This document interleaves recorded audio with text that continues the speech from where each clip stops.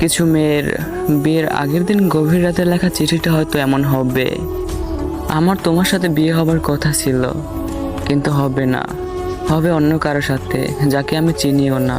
আমার অনিচ্ছা থাকা সত্ত্বেও সে আমাকে ছুঁবে, আমি চাইলেও কিছু করতে পারবো না। আমার অনেক ঘৃণা লাগবে, কারণ আমাকে যে অন্য কারো ছোঁয়ার কথা ছিল না, আমাকে যে তোমার ছোঁয়ার কথা ছিল। যখন তাকিয়ে দেখবো তোমার ছোঁয়ার জায়গায় অন্য কেউ আমাকে তখন আমি জোরে জোরে কান্না করতে থাকবো।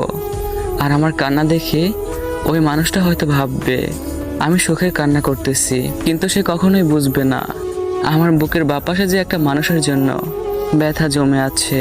এভাবে প্রত্যেকটা রাত আমার কাছে ধর্ষণের মতো কাটবে, কিন্তু আমি চাইলেও কিছু করতে পারবো না। আমি যে একটা কাগজে স্বাক্ষর করে নিজের জীবন অন্যের হাতে তুলে দিয়েছি, প্রতিদিন তার পরিবারের মন জোগাড় করে চলতে হবে। কিন্তু আমি যে তোমার ফ্যামিলি নিয়ে স্বপ্ন দেখছিলাম, তাদের মন জয়ের স্বপ্ন দেখছিলাম, অথচ দেখো কিছুই হলো না।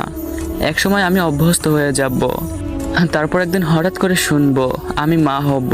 এটা তো একটা নারীর জীবনের সব থেকে সুখের দিন, কিন্তু আসলে ওই দিন আমি সুখী হব না।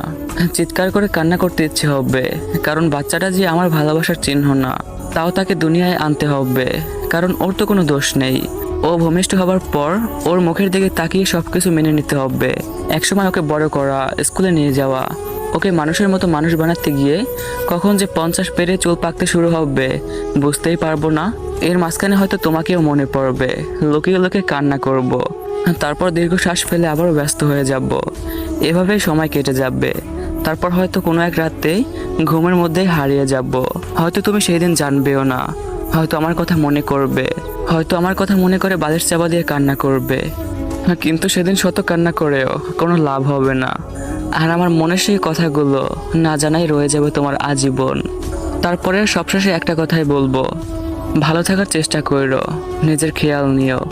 ভালোবাসা সুন্দর, তাই না?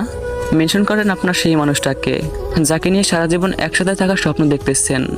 মেনশন দিয়ে তাকে জিজ্ঞেস করেন পরিস্থিতি যেমনই হোক না কেন সে কি আপনার হাতটা শক্ত করে ধরে রাখতে পারবে। আর ভাইয়াটাকে যদি হারাতে না চান, তাহলে চাইলে ভাইয়াটার এই আইডিটাকে ফলো করে রাখতে পারেন। ধন্যবাদ সবাইকে।